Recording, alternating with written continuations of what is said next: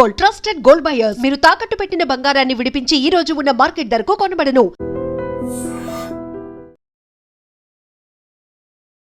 నమస్తే, welcome to iDream media. నేను మీ Roddam Srinivas. Assembly parliament సీట్లు పెరుగుతాయి, మహిళల సీట్లు పెరుగుతాయి. ముఖ్యంగా తెలుగు రాష్ట్రాలలో భారీగా అసెంబ్లీ పార్లమెంటు స్థానాలు పెరగబోతున్నాయనే వార్త చాలా మంది రాజకీయ ఆశావహుల్లో కొత్త ఆశలు నింపుతుంటే, కానీ పాత నాయకుల్లో మాత్రం ఏది ఎటు మారుతుంది, ఇప్పుడు కొంత పట్టున్న పార్టీలకు పట్టున్న నియోజకవర్గాలు పార్లమెంట్లు స్వరూపం ఎలా ఉండబోతుంది, కొత్తగా ఏర్పడే నియోజకవర్గాలు ఎక్కడెక్కడ ఏర్పడే అవకాశం ఉంది, మహిళలకు ఏవైనా రిజర్వ్ అయ్యే అవకాశం ఉందా, ఇట్లాంటి ఒక తర్జన భర్జన ఒక దీంట్లో రాజకీయ పార్టీలు ఉంటున్నాయి. మాట్లాడదాం. దీనికి సంబంధించి మనతో ఉన్నారు ప్రముఖ రాజకీయ విశ్లేషకులు వెంటపాటి పుల్లారావు గారు. నమస్తే పుల్లారావు గారు.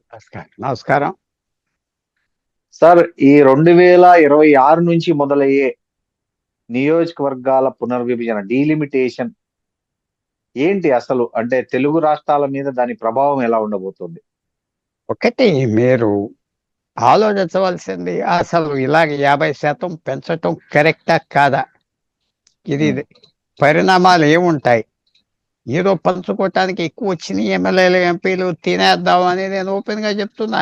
ఇది పొలిటీషియన్స్ కి ఏదో ఎంప్లాయ్మెంట్ ఏజెన్సీగా మారటం, అంతేగాని అసలు ఏంటిది, ఇది బెనిఫిట్ ఏంటి? భారతదేశం కరెక్ట్ పనిచేస్తుందా? నరేంద్ర మోడీ కరెక్ట్ పనిచేస్తున్నాడా? ఏంటి ఇలా పెంచటం 50% అని మనం ఆలోచించుకోవాలి. భారత్ ప్రభుత్వం, భారత్ పార్లమెంట్ ఆకాశం నుంచి రాలేదు, బ్రిటిష్ పార్లమెంట్ నుంచి, అమెరికన్ పార్లమెంట్ నుంచి చూసి చక్కగా మన రాతలో మనం రాసుకుని కాన్స్టిట్యూయెంట్ అసెంబ్లీలో పెట్టి పాస్ అయింది. అలాంటిది అమెరికాలో 1926లో వాళ్ళ పార్లమెంట్లో 436 ఎంపీలు ఉండేవారు. 2026లో ఎంతమంది ఉన్నారు అనుకుంటున్నారు మీరు? 436 ఉన్నారు. జనాభా అప్పుడు 11 కోట్లు, ఇప్పుడు 36, 37 కోట్లు. 4 టైమ్స్ పెరిగిన సంఖ్య పెంచలేదు. ఒకటి. సరే, బ్రిటిష్ పార్లమెంట్ తీసుకున్నాం. 1900 ఈవేళ ఎంతమంది ఉన్నారు? 636. 1926లో 636. 1800 సంవత్సరంలో డబుల్ కాన్స్టిట్యూన్స్ పెడితే 680, 90 ఉంటే తగ్గించేశారు. మళ్ళీ 1926కి తగ్గించేశారు. ఇదేంటి? భారతదేశానికి 850 మంది ఎంపీల 543 నుంచి, ఉత్తరప్రదేశ్కి 400 ఎమ్మెల్యేల నుంచి 600. సరే, దేనికి? ఏమిటవుతుంది? మీరు అనేది ఏంటి? మీరు ఏదో పదవులు వచ్చేస్తాయి, ఏమైపోతుంది, ఇంకో 15-20 మంది ఎమ్మెల్యేలు అవుతారు, పండగ. ఒకటి ఖర్చు పెడితే 100 కోట్లు నియోజకవర్గానికి, 175కి 250 ఖర్చు పెట్టవచ్చు కదా అంటూ కరెక్ట్. తర్వాత రాజ్యాంగాన్ని రక్షిస్తున్న రాజ్యాంగం ఎర్ర పుస్తకం అని ప్రతి ఒక్క రాజకీయ నాయకుడు తిరిగేవాడు. ఒకే ఒక సెక్షన్ ఉన్నదా రాజ్యాంగంలో ప్రొటెక్ట్ చేయడానికి, రిజర్వేషన్? ఇది కాదా? ఇలాంటి స్తంభాలు పీకేస్తే అవన్నీ ఉండవు. ఇంత సింపుల్ గా ఈ స్తంభం మహాత్మా గాంధీ నుంచి వచ్చిన కాన్స్టిట్యూయెంట్ అసెంబ్లీ, నెహ్రూ గారు, అంబేద్కర్ గారు అందరూ కాన్స్టిట్యూట్ రాసింది ఇది ఒక స్తంభం. చాలా జాగ్రత్తగా పెంచాలి. పొద్దున్న స్మార్ట్ చేస్తున్నారంటే ఇది ఎలాంటి పరిణామాలు ఉంటాయి? అదే ఆలోచన. ఆంధ్రప్రదేశ్ లో పునర్విభజన అనేది దేశానికి మంచిది కాదంటారు మీరు? ఆర్థికంగా పునర్విభజన చేయాలి. సీట్లు ఇలాగా పెంచండి, పోనీ ఒక 5% పెంచండి, చూద్దాం. 20 సంవత్సరాలుగా వెళ్ళాలి. సాంప్రదాయం సాంప్రదాయం సాంప్రదాయం అనే మాట ఏంటి? మీరు సుప్రీంకోర్టుకి వెళ్ళారు, ఏం చూస్తారు? పాత జడ్జిమెంట్స్ ఏమున్నాయో చూస్తారు. హైకోర్టు కూడా అంతే కదా. కేసుకి ఎందుకు చూస్తారు? సాంప్రదాయం. ఇదేంటి? ఎవరు అడిగేవాడు లేదా? ఈవేళ ఏమంటారు? కొన్ని పార్టీలు దక్షిణాదికి మోసం జరుగుతుంది అంటారు, మూసుకుంటారు, నోరు మూసుకుంటారు. అందరూ యునానిమస్ గా పాస్ చేస్తారు రాజకీయ పార్టీలు. ఇంకొక చిన్న పాయింట్ మీరు పర్మిషన్ ఇస్తే చెప్తా.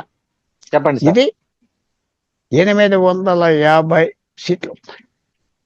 ఇప్పుడు ఆంధ్రప్రదేశ్కి, తెలంగాణకి పోనీ రౌండ్ ఫిగర్ చెప్తా, 40 అనుకుందాం ఎంపీలు. 540లో 40, ఉమ్, ఉమ్, 850లో 60 అవుతాయి. ఉమ్, 543లో 40, 850లో 60. ప్రపోర్షన్ ఉమ్. పర్సెంటేజ్ తగ్గిపోయింది కదా, బాగా తగ్గిపోయింది. బాగా తగ్గిపోయింది. మీరు ఏమంటారు? మీకు శాలరీ 10,000, నాకు 5,000. మీకు 50% పెంచితే మీకు 15,000 వస్తుంది. నాకు ఉమ్, 50% పెంచే కదా నీకు కూడా 7,500. కానీ మన ఉమ్. ఇద్దరిలో తేడా 5,000 నుంచి 7,500 అయిపోయింది కదా. ఎవరు అవును. బెనిఫిట్ అవ్వారు? మీరు బెనిఫిట్ అవ్వారు. అయ్యే ఉత్తరాది రాష్ట్రాలు సార్, అంటే దక్షిణాది రాష్ట్రాలు కుటుంబ నియంత్రణ పాటించడమే పాపమైందా ఇప్పుడు ఈ జనాభా ప్రాతిపదికన ఈ నియోజకవర్గాలు ఏర్పాటు చేయడం అనేది? అది ఏది సంబంధం లేదు, సంబంధం ఉమ్, లేదు. ఎందుకంటే ఓకే. మీకు ఉమ్, జనాభా కావాలా? మీకు ఆ ధైర్యం ఉమ్, ఉన్నదా? ఆంధ్రప్రదేశ్లో 20 లక్షల మంది ఒరిస్సా, బెంగాల్ అక్కడి నుంచి పనిచేస్తున్నారు. ఇవ్వండి ఓటాలకి. ఉమ్, ఎందుకు ఇవ్వరు? వాళ్ళు భారతీయులే ఓకే. కదా. ఎక్కడి నుంచి రోహింగ్యాలు వస్తే ఓటు ఇచ్చారు హైదరాబాద్ లో. ఉమ్, ఇవ్వండి, మీకు జనాభా పెరుగుతుంది, ఓకే. చక్కగా పెరుగుతుంది జనాభా. అది చేయరే ఉమ్. ఇవన్నీ. నేను చెప్తున్నా, క్లియర్ గా చెప్తున్నా. అంటే వలస కార్మికులను ఓటర్లుగా చేర్చడం వల్ల ప్రయోజనం ఉంటుంది అంటారు మీరు తెలుగు ఎందుకు రాష్ట్రాలకు? వాళ్ళకి ఏం హక్కు? వాళ్ళు ఏం దేశానికి వ్యతిరేకం వేరు కదా. ఇక్కడే తింటారు, వాళ్ళ ఫ్యామిలీస్ పెరుగుతాయి, పాపులేషన్ పెరుగుతాయి, పన్నులు ఇక్కడ కడతారు, ఇల్లు ఇక్కడే కట్టుకుంటారు, ఇక్కడే బ్రతుకుతారు. మీకు వర్క్ ఫోర్స్ ఉమ్, పెరుగుతుంది కదా. కొంచెం ఓకే. ఎంఫసిస్ చేయండి, తెలుగు నేర్పండి, తెలుగు స్కూల్లో ఉమ్, జాయిన్ అవ్వని చెప్పండి. చెప్తున్నారు, విధానాలు ఉన్నాయి. ఉమ్, వాళ్ళు ఫారినర్స్ కాదు కదా. సో మీరు చూసేది ఉమ్, పాపులేషన్ కంట్రోల్ గురించి నేను మాట్లాడట్లేదు. 543, 570 చేయండి. మీరు 550 చేయండి, ఉమ్, 600 చేయండి, ఉమ్, 850 చేస్తావా? ఉమ్. ఏంటిది? ఎవరు అంటే లెక్కలేదా? దీనికి ప్రాతిపదిక ఏంటి సార్? దీనికి ఒక కమిటీ వేసినట్లున్నారు కదా, మామూలుగా కమిటీ సిఫారసు చేసిందా? కమిటీ సిఫారసు ఉన్నది. కమిటీ సిఫారసు ఇవన్నీ చెప్తే నేను um, I respect Narendra Modi. Defence విషయాలు, ఫారెన్ అఫైర్స్ విషయాలు బంధువుల దగ్గర రానివ్వలేదు. ఆ 2 జోబులు సొంతానికి నింపుకోలేదు. ఆయన పిల్లలు తీసుకొచ్చి నెత్తి మీద పెట్టలేదు, బంధువులు నెత్తి మీద పెట్టలేదు, కులాన్ని తీసుకొచ్చేయలేదు. I respect. కొన్ని ఉమ్, నిజాలు కూడా బయటికి తీసుకొచ్చాడు మన దేశం మీద. కానీ ఇలాంటి పనులకి ఏమవుతుంది? పెద్ద సెట్ బ్యాక్స్ వస్తాయి. మీకు తెలియదు ఎందుకు ఉమ్. వస్తాయంట. ఏ ఓకే. నాయకుడైనా పెద్ద పనులు ఇలాంటివి చేద్దాం అనుకుంటే ఫైనల్ గా ఉమ్, నేను చెప్తున్నా, ప్రకృతి రియాక్ట్ అవుతుంది. పెద్దపాటి పుల్లారావు లాజికల్ గా సైంటిఫిక్ గా మాట్లాడకుండా ప్రకృతి అంట. ఉమ్, ఎందుకంటే ఇది మనం ఏం చేయలేం. ఉమ్, ప్రకృతి రియాక్ట్ అవుతుంది, రియాక్ట్ అవుతుంది. మన 2024లో ప్రకృతి రియాక్ట్ అయింది. అందుకనే ఉమ్, మెజారిటీ రాలేదు. ఉమ్. రామ అవును. మందిర్ పెట్టావు, G20 నీదే, కొత్త పార్లమెంట్ బిల్డింగ్ పెట్టావు. ఎంత ఏమవుతుందంటే ఉమ్, అది అది ఆ రియాక్షన్. అది ఉమ్, నాలాంటి వాడికి ఎన్ని చూసినా, ఎంత లాజిక్ ఉండినా ఒక కన్ను మాత్రం ప్రకృతి మీద ఉంటుంది. అంటే మీరు అనుకోవచ్చు, అదేంటి అంటే నేను ఎన్నో విధాలు చెప్తా, ఎన్నో విషయాలు చెప్తా. మంచి జరిగింది ప్రకృతి వల్ల, చెడ్డ జరిగింది. చెడ్డ చెప్తే అందరూ ఏడుస్తారు. ఎక్కడ జరిగిందో మంచి కూడా చెప్తారు. ప్రకృతి ఇవాళ ప్రకృతి భారతదేశాన్ని కాపాడటానికి అక్కడ యుద్ధం పెట్టింది. ఇక్కడ ఇరాన్లో. భారతదేశం ఉమ్, కాపాడటానికి ఓ 20 ఉమ్, సంవత్సరాలు నిద్రపోండి మీరంతా హ్యాపీగా. లేకపోతే వీళ్ళు మన మీద కుమ్ములాడటానికి వస్తున్నారే. ఉమ్, మన మీద కుమ్ములాడటానికి వచ్చి ప్రకృతి రియాక్ట్ అవుతుంది. చాలా ఉమ్, మంది వంట గ్యాస్ ఏం లేకపో 1 నెల 2 నెలలు కష్టపడతావు, పీస్ నిద్రపోతావు. డిఫెన్స్ కి మనకు టెన్షన్ తగ్గిపోయింది. ఉమ్, వాళ్ళంతా పాకిస్తాన్ రెచ్చగొట్టి, చైనాను రెచ్చగొట్టి మనకు బుద్ధి చెప్పాలని టర్కీ, బుర్కీ, ఇరాన్ అందరూ తిరుగుతూ ఇప్పుడు ఒకళ్ళు చస్తున్నారు కదా. అది ప్రకృతి. ఉమ్.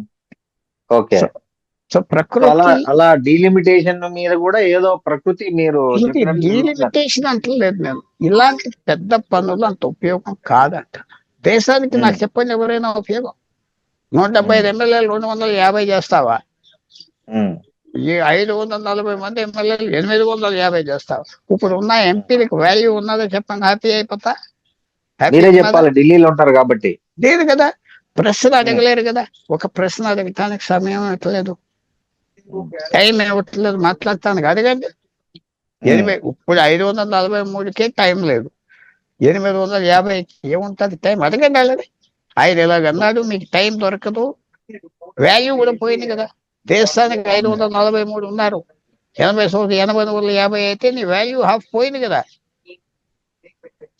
ఓకే. ఇంకోటి కూడా చెప్తున్నా, అమెరికాలో సెనెట్ ఉన్నారు, ఉమ్, 50 రాష్ట్రాలకి చిన్న పెద్ద రాష్ట్రం లేదు. 250 సంవత్సరాల నుంచి ఒక్కో రాష్ట్రానికి ఇద్దరే సెనెటర్, 100 ఉన్నారు అంతే. ఉమ్, ఒక రాష్ట్రానికి 2 లక్షల జనాభా ఉన్నారు, చిన్న రాష్ట్రం, 2 సెనటర్స్ ఉన్నారు. కాలిఫోర్నియాకి 7 కోట్ల మంది ఉన్నారు, 2 ఉన్నారు. సాంప్రదాయం మార్చమన్నారు. జపాన్ అంతే, అమెరికా అంతే, ఇంగ్లాండ్ అంతే. ఇక్కడేంటి సాంప్రదాయం అంటే ఏంటి? పండగ రోజు పని చేసుకోవటమా, లేకపోతే పండగ రోజు చీర కట్టుకోవటమా? సాంప్రదాయం అంటే మైండ్ ఏమున్నది? అధికారంలో ఉన్న వాళ్ళు ఇష్టం వచ్చినా చేస్తున్నారు, దీనికి తిరుగులేదు. చాలా మంచి పనులు చేశారు ఈయన మోడీ, నేను డిఫెండ్ చేస్తూ ఉంటా. కానీ ఇలాంటి పనులకి బాధపడతా, ఎందుకంటే మనం ఆప్ చేయలేం, మన మాట ఎవరో వినరు. నీతులు చెప్పే రాజకీయ పార్టీలు లొంగిపోతారు.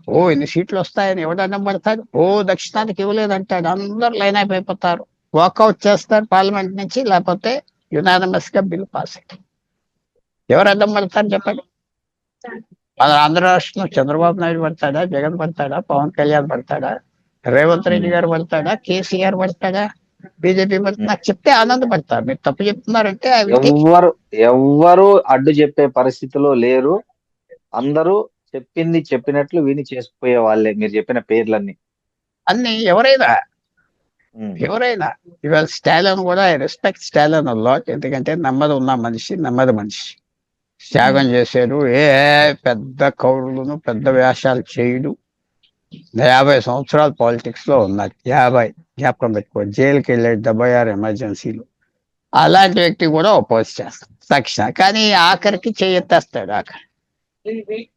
సో పెట్టపల్లి పుల్లారావు చేసేదేం లేదు, కానీ మీలాంటి వాళ్ళకి చెప్పేది, ఇది దేశానికి మంచిది కాదు. రాజ్యాంగాన్ని ఒక ఇసుక ఇల్లు లాగా చేస్తున్నారు. చెప్పండి సార్, ఇప్పుడు జమిలీ ఎన్నికలు అనే ఒక నినాదం తీసుకుంది మోడీ. ఆ జమిలీ ఎన్నికలకు ఈ డీలిమిటేషన్ ప్రక్రియ మొదలు పెట్టడానికి మధ్య ఏమైనా లింక్ ఉందా? అదే పెద్ద అది ఎమ్మెల్యే ఎలక్షన్ మంచిదే, కానీ అంతా నాకు తెలుసని చేయకూడదు. 2.5 సంవత్సరాలకి ఎలక్షన్ డేట్ పెట్టాను స్టేట్స్ కి. సో కుదరని అలాగొస్తాయి. అమెరికాలో కూడా అలా చేస్తాడు, అన్ని ఒక రోజు పెట్టాలంటే చాలా తెక్కమక్కలు అయిపోతాయి. మన దేశంలో ఒక మాట చెప్తున్నాను శ్రీనివాస్ గారు, 80 సంవత్సరాలు వచ్చిందంతే రాజ్యాంగం అన్ని తీసుకొచ్చి. 75 సంవత్సరాలు, 52 నుంచి ఇస్తే 73 సంవత్సరాలే, 70 సంవత్సరాలే. ఈ లెక్కలో మనం ఇష్టారాజ్యంగా మార్చేస్తాం. స్టెబిలిటీ లేదు, స్థిరం లేదు.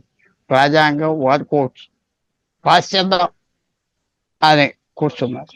ఇది ఫ్యూచర్ కి మంచిది కాదు. రాజ్యాంగం అనగానే అది కాంప్రమైజ్ చేశారు. ఆ రోజు అంబేద్కర్ గారు చాలా చక్కగా కాంప్రమైజ్ డాక్యుమెంట్ అందరు చేతులు ఎత్తేటట్టుగా చేశాడు. ఎక్స్ట్రీమ్ గా వెళ్ళలేదు. హిందూ మెజారిటీ కమ్యూనిటీకి నొప్పి తగలకూడదు అది ఆయన చేశాడు. ఎందుకంటే మెజారిటీ కమ్యూనిటీ హ్యాపీగా ఉండాలి, ఉంటేనే కాన్స్టిట్యూషన్ బలం. అందుకనే బలంగా ఉన్నది. లేకపోతే మీకు ఎక్కువ ఇచ్చారు కాన్స్టిట్యూషన్, నాకు తక్కువ ఇచ్చారు ఫీలింగ్ లేదు. ఇది మాత్రం ఇట్స్ బ్యాడ్ మూవ్ అంటే పాస్ చేస్తా. దీని ఇంపాక్ట్ ఎలా ఉండబోతుంది అంటారు? ఒకవేళ నిజంగా అమలు అయితే ఎట్లా మారబోతుంది అంటారు? ఏ మార్పు వస్తుంది? ఎక్కువ మంది ఉంటారు, ఎక్కువ తగాదాలు ఉంటాయి, చాలా ఆకలి పెరుగుతుంది అంతే. ఆకలి తగ్గుతుందా? ఆకలి తగ్గదు, ఇంకా కావాలంట, ఇంకా పెంచుతారు. ఇంకా పెంచితే బాగుంటది కదా, ఇంకా పదవులు వస్తాయి కదా. సో దీనికి తోడు మీరు అడిగింది ఆ మహిళా బిల్ చేస్తారు, ఏమన్నారు ఏదో పెద్ద పని చేస్తామని. ఆ భారతదేశానికి బాగుంది చెప్తారు, ప్రపంచంలో ఎక్కడా ఇలాంటి చట్టాలు లేవు. మహిళా బిల్, యాంటీ డిఫెక్షన్ ఇక్కడ లేవు. రిజర్వేషన్స్ మన దేశంలో ఉన్నాయి, మంచి చెడ్డం అంటలేదు. రిజర్వేషన్ అగ్రి సీట్స్ ఉండాలి, లేకపోతే ఎవరు వాళ్ళని రానివ్వ ఉండాలి ఎస్సీ ఎస్టీస్కి. బట్ మహిళా రిజర్వేషన్ లేదు, యాంటీ డిఫెక్షన్ లా లేదు. ఎక్కడా లేదు, వాళ్ళంతా ఎదవలా. మిగతా దేశాలు అందరూ మహిళా రిజర్వేషన్ లేదా ఎందుకు పెట్టలేదు?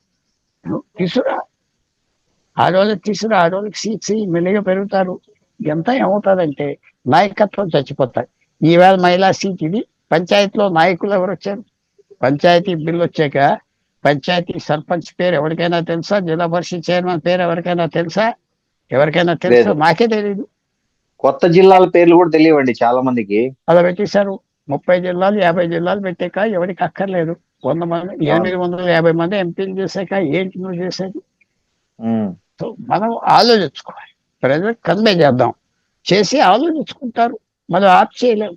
కానీ ప్రకృతి ఇది ఒప్పుకో. నాకు తెలుసు ఓవర్గా యాక్షన్ చేసేయటం. రాజకీయ నాయకుడైనా ఒక ధనవంతుడైనా ఒక ఓవర్ యాక్షన్ పెట్టుకొని ఏం సంప్రదాయం అన్ని పెద్ద పనులు చేసామంటే పోగొస్తాం. సంథింగ్ ఇది షాకింగ్, నా వరకు షాకింగ్. నా వరకు సరే, ఇది 2029 నాటికి అమలయ్యే పరిస్థితి కనిపిస్తోందా మీరు చూస్తుంటే? ఈజీగా అందరూ చేతులు ఎత్తేస్తారు, అందరూ చేతులు ఎత్తారు, పని అయిపోతుంది. సార్, జనరల్ గా ఈ డీలిమిటేషన్ వచ్చినప్పుడల్లా ఏ పార్టీ అధికారంలో ఉంటే ఆ పార్టీకే ఎక్కువ రాజకీయ లబ్ధి చేకూరుతుందని మనం చూసాం కొన్ని ఉదాహరణలు. సో ఇప్పుడు జరిగే కొత్తగా డీలిమిటేషన్ వల్ల ఏ పార్టీకి లాభం ఉండొచ్చు రాజకీయంగా? ముఖ్యంగా అదేం పెద్ద లాభాలు రావు. ఆ రోజుల్లో ఒక నియోజకవర్గంలో ఓటు ఇలాగేస్తే ఇంకో నియోజకవర్గంలో అలాగే వేసేవారు. చాలా వరకు యూనిఫామ్ గా వేస్తున్నారు దేశం అంతా, చాలా వరకు అంట. ఉమ్, లేకపోతే తెలంగాణ పార్లమెంట్ కి 8 సీట్లు బీజేపీకి వచ్చినాయి, అసెంబ్లీకి 7 8 వచ్చినాయి, అంతే అనుకుంటా. అంతే కదా? అంతే. అంతే. ఎందుకు తగ్గిపోయినాయి? అది యూనివర్సల్ గా వెళ్ళారు. పార్లమెంట్ సీట్స్ కి మోడీని చూసి వేశారు. సో ఒక యూనివర్సల్ ఓటింగ్ స్టైల్ ఉన్నది దేశవ్యాప్తంగా. మీడియా గురించి మనకి ఒకరి మాట ఒకరికి తెలియటం, న్యూస్ రావటం ఒక అభిప్రాయం. సో ఇది పెద్ద ఎవరికి లాభం రాదు, ఎవరికి నష్టం రాదు. 850 మంది ఎంపీస్తో ఏం చేసుకుంటావు అని అడగండి అందరినీ. That is my view.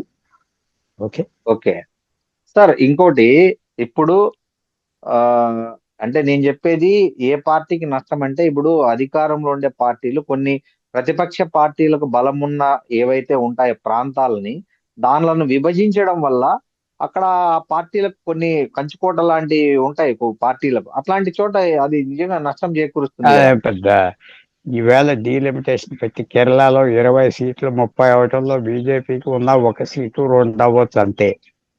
ఉమ్. ఏమవుతాయి? నేననేది ప్రాంతీయ పార్టీలు, రాజకీయ పార్టీలు, నేషనల్ పార్టీలు కాదు. ఇంపాక్ట్ ఇంకా వాళ్ళకి మంచిది. వాళ్ళు ఎక్కువ మందికి సీట్ ఇస్తారు, ఎక్కువ మంది హ్యాపీ అయిపోతారు. మీరు పదే పదే చెప్తున్నారు అంటే ఈ సీట్ల పెంపులో దక్షిణాది రాష్ట్రాలు తీవ్రంగా నష్టపోతున్నాయి, ఉత్తరాది రాష్ట్రాలు భారీగా లబ్ధి పొందుతున్నాయని మీరు చాలా సందర్భాల్లో వ్యక్తం చేశారు ఆందోళన. సార్, ఇప్పుడు దీన్ని పరిష్కరించడానికి మీ దగ్గర ఏమైనా మార్గాలు ఉన్నాయా? ఈ నష్టాన్ని నివారించాలంటే ఇది ప్రజలు దక్షిణాదిలో అన్ని రాష్ట్రాలు ఒప్పుకోకూడదు. మేము తగ్గిపోతాం, మా పవర్ తగ్గిపోతాయి. 131 ఎంపీలు ఉన్నారు అనుకుంటున్నా 530లో. ఇది 200 అవుతాయి, 800 చిల్లర్లు. పవర్ తగ్గిపోతుంది కదా, ప్రపోర్షన్ తగ్గిపోతుంది. అది వాళ్ళు ఒబ్జెక్ట్ చేయాలి, అల్లరి చేయాలి. నువ్వు మోసం చేస్తున్నావు, తగ్గించాలి. ఒక 5% పెంచు. 543 560 చేయి. పోనీ 2 సీట్లు పెంచు, 3 పెంచు. అంతేగాని ఇది పక్కా మోసం. కానీ నేను ఇందాకేమన్నా వీళ్ళు ఎవరైనా చేస్తారా? ఎవరు పెరుగుతున్న నియోజకవర్గాల్లో అంటే కులాల సమీకరణ పరంగా చూస్తే అంటే ఎస్సీ ఎస్టీలకు కానీ అంటే రిజర్వ్ స్థానాలు పెరిగే అవకాశం ఉందా? మహిళా స్థానాలు ఎలాగో చేయక తప్పదు. But what about SC ST reserved కాన్స్టిట్యున్సీల పరిస్థితి ఎలా ఉండబోతుంది? ఏమవుతుందో చెప్తా. Koraput tribal seat. ఓకే. మగోడే ఎలక్ట్ అవుతా వచ్చాడు ఒరిస్సాలో. ఒకసారి ఆ ముఖ్యమంత్రి ట్రైబల్, వాడి భార్య ఎలక్ట్ అయింది 2 సంవత్సరాలు. ఇప్పుడు ఏమవుతుంది? కోరాపత్ సీటు మహిళకి వెళ్ళిపోతుంది. ట్రైబల్ మహిళ వాళ్ళందరూ ఏమవుతారు? నాయకత్వం 0, నాయకత్వం చచ్చిపోతారు.